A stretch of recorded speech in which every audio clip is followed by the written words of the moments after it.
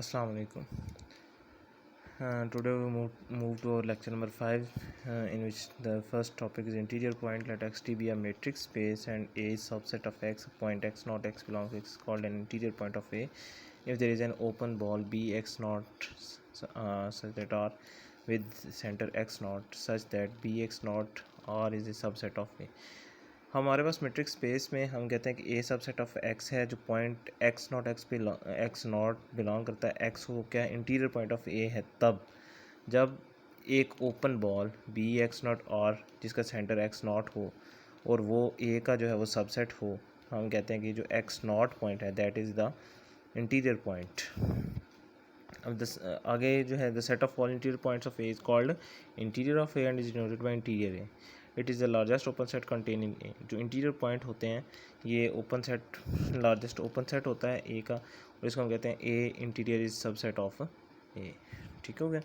आगे हमारे पास है convergence of sequence. Let x N is equal to x1 x2 be a sequence in matrix. Matrix space के अंदर हम एक ये सीक्वेंस लेते हैं, हम कहते हैं कि ये वैसे x n converges to x belongs to x के, ये जो एक्स बिलोंग कर रहा है मैट्रिक्स स्पेस को, ये एक्स एन जो सीक्वेंस हम ले रहे हैं ये कन्वर्ज करें कब, if limit d n tends to infinity d x naught x equal to zero. जब हम जो है ये डिस्टेंस लें और उस पर लिमिट अप्लाई करें वो इक्वल टू ज़ीरो आ जाए तो हम कहते हैं कि हमारा सीक्वेंस जो है वो क्या कन्वर्ज कर गया है। और इसको हम यूँ भी लिख सकते हैं limit n tends to infinity x n equals x. ये जो सीक्वेंस एक्स एन इस पर लिमिट अप्लाई करें तो ये किसके इक्वल आ जाए, एक्स के। ये हमने कहा ना एक्स बिलोंग्स टू एक्स, तो ये हम कहते हैं x N approaches to x as n tends to infinity. इस पर हम एक थ्योरम करते हैं कन्वर्जेंट सीक्वेंस इज बाउंडेड। तो उसके लिए प्रूफ है, suppose x n tends to x के एक्स एन जो है वो एक्स को अप्रोच करता है, therefore any epsilon greater than zero there is n naught belongs to n. हम इधर जो है वो एक पॉजिटिव इंटीजर एन नॉट जो है वो लेते हैं such that for all n greater than n not.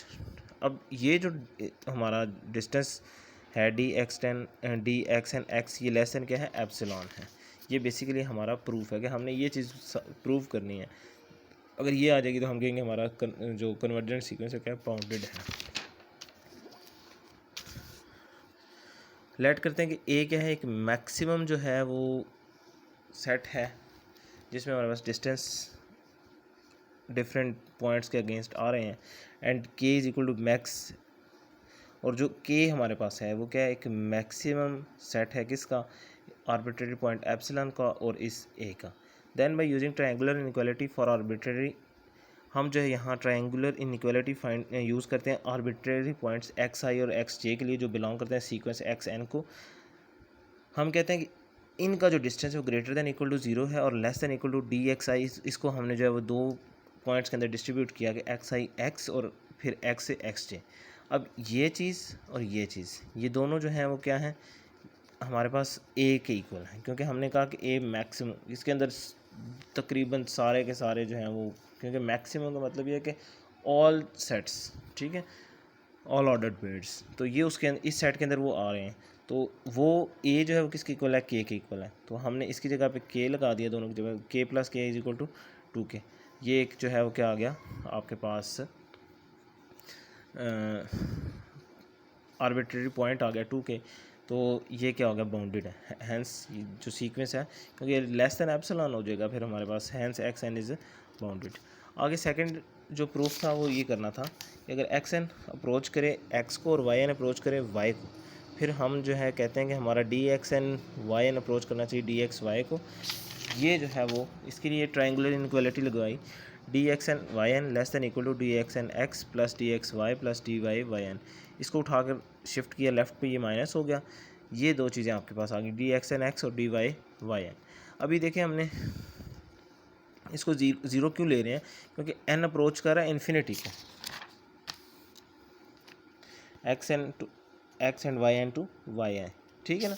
तो हमारे पास एन किसको अप्रोच कर रहा है, इन्फिनिटी को। जब वाई इन्फिनिटी को अप्रोच करेगा तो हमारे पास ये जो डिस्टेंस पॉइंट्स हैं ये इक्वल टू ज़ीरो आ जाएंगे। तो हम ये हमारे पास एक मतलब स्टेप आ गया जिसमें हमने कहा कि d x N Y n minus d x y जो है वो क्या बेसिकली इक्वल टू ज़ीरो है, ठीक है, एन टेंड्स टू इन्फिनिटी हो गया। अब हम नेक्स्ट में कहते हैं कि डी एक्स वाई जो है वो लेस देन इक्वल टू क्या है, d x x n plus d x N Y n plus d y n Y n. अब ये जो पॉइंट अंदर से इसको हम निकाल के माइनस कर देते हैं, लेफ्ट साइड पे ले जाते हैं। ये इसको आप डी एक्स वाई में से जब माइनस करते हैं तो ये आपके पास एक्स एक्स एन और वाई एन वाई आ जाता है, ठीक है। ये भी ज़ीरो होंगे क्योंकि हम जो है वो एन टेंस टू इन्फिनिटी ले रहे हैं कि हमारी जो लिमिट है वो अप्रोच करती है इन्फिनिटी को, इसलिए दोनों जो है फ्रॉम 1 एंड 2 हम अपना मॉड लेते हैं कि d x N Y n minus d x y, ये वाली और ये वाली, ठीक है। इनका जब हम मॉड लेते हैं तो ये अप्रोच किसको करता है, ज़ीरो को, as n tends to infinity, ठीक है जी। तो hence limit n tends to infinity d x N Y n equal किसके आ गया, डी एक्स वाई के। पीछे हमने पढ़ा था जो डेफिनेशन पढ़ी थी उसमें हमने कहा था कि हमारे पास limit D x N X equal zero होता है, और जब या फिर हम इसको यूँ लिख सकते हैं कि limit n tends to infinity x n equals x, ठीक है, एक्स एन इक्वल्स एक्स, ये जो चीज़ थी। तो इधर हमारे पास जो पॉइंट्स थे वो क्या हैं, d x N Y n और डी एक्स वाई हैं। तो जब ये अप्रोच करे ज़ीरो को तो फिर जब हम दूसरी सीक्वेंसेस को लिखेंगे तो उसे हम क्या करेंगे, limit n tends to infinity d x N Y n equals d x y. आगे हमारे पास आ जाता है Cauchy sequence. A sequence x n in a matrix space x is called Cauchy sequence. हम जो है किसी सीक्वेंस को मैट्रिक्स स्पेस में कॉची सीक्वेंस कब कहेंगे, if any epsilon greater than zero there is n naught belongs to n. एक positive integer है जो एन को बिलोंग करता है, such that for all M N greater than n naught, और एम और एन जो दो पॉइंट्स हैं दोनों हैं एन नॉट से ग्रेटर, हम कहते हैं डी एक्स एम और x n less than epsilon है, ठीक है जी। ये डेफिनेशन थी। अब हम प्रूव एक लेने लगे हैं, convergent sequence in matrix space is Cauchy sequence. कि कन्वर्जेंट सीक्वेंस मैट्रिक्स स्पेस में क्या होता है, कॉची सीक्वेंस में कि कोई भी कन्वर्जेंट सीक्वेंस ले लें आप मैट्रिक्स स्पेस का, वो कॉची सीक्वेंस होता है। इधर एक बात और याद रखनी है कि हर कन्वर्जेंट सीक्वेंस जो है कॉची सीक्वेंस होता है, लेकिन हर कॉची सीक्वेंस कन्वर्जेंट सीक्वेंस नहीं होता, ठीक है जी। ये पॉइंट नोट रखना है, ये पेपर पॉइंट ऑफ व्यू से भी एक इम्पॉर्टेंट पॉइंट है आपके लिए। Let x N approaches to x belongs to X, therefore any epsilon greater than zero there is N naught belongs to N such that for all M N greater than equal to zero according to definition. D x N X less than epsilon by two और D x M X less than epsilon by two, ये हम खुद select कर रहे हैं, ये दो चीज़ें, ठीक है जी। अकॉर्डिंग टू डेफिनेशन, डेफिनेशन तो ये कहती थी ना एक्स एम और एक्स एन वो लेस दैन एप्सिलॉन है, तो हम कहते हैं कि एक्स एन एक्स जो है less than epsilon by two और एक्स एम एक्स जो है वो less than epsilon by two है।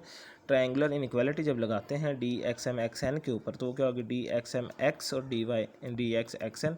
डी एक्स एक्स एन जो है उसको रीअरेंज कर सकते हैं क्योंकि हमने जो डेफिनेशन पढ़ी हुई है हमने कहा कि ये दोनों लेफ़्ट और राइट इसकी इक्वल होते हैं, डी एक्स वाई और डी वाई एक्स, ठीक है।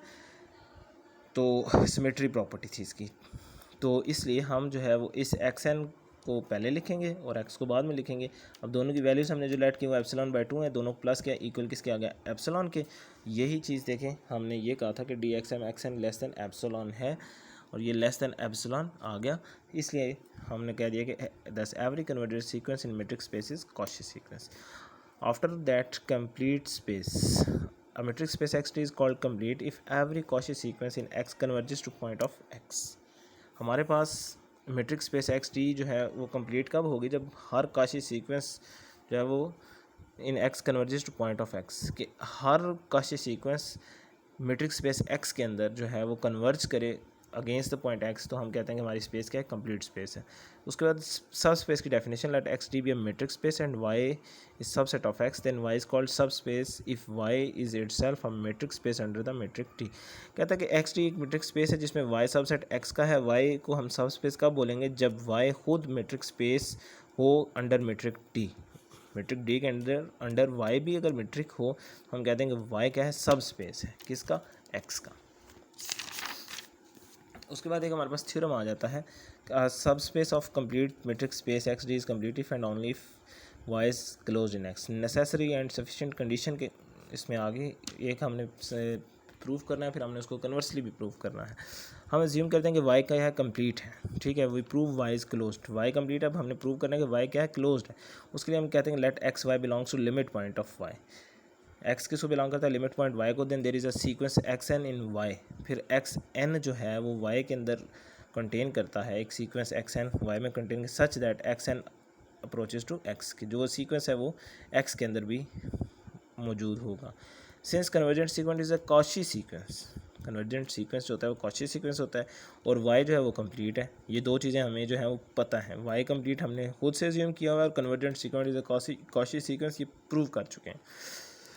इसलिए हम कहेंगे then x N approaches to x belongs to y, कि फिर एक्स एन जो अप्रोच करेगा एक्स को, किसको बिलोंग कर रहा है, वाई को।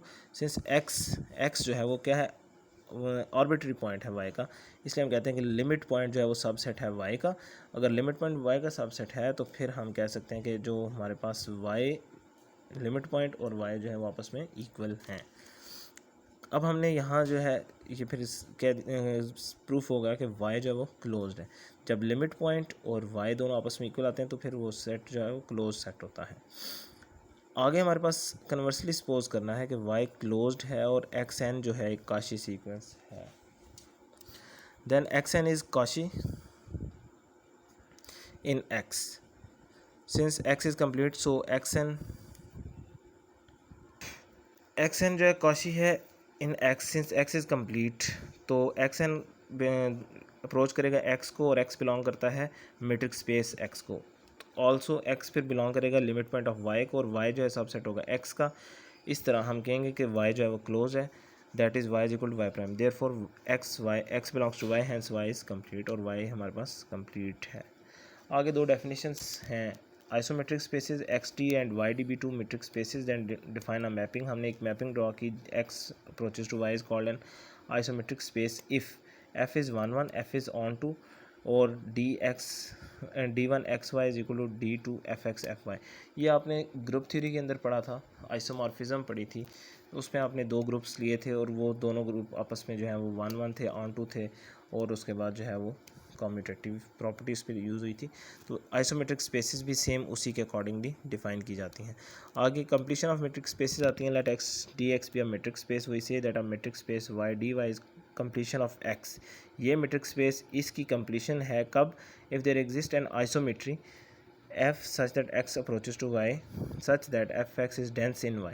जो ये fx फंक्शन है ये y में डेंस हो, that is fy prime is equal to x। ये जो चीज़ है ये डेंस है y के अंदर, तो हम कहते हैं कि हमारी मेट्रिक स्पेस क्या है, कंप्लीट हो गई है।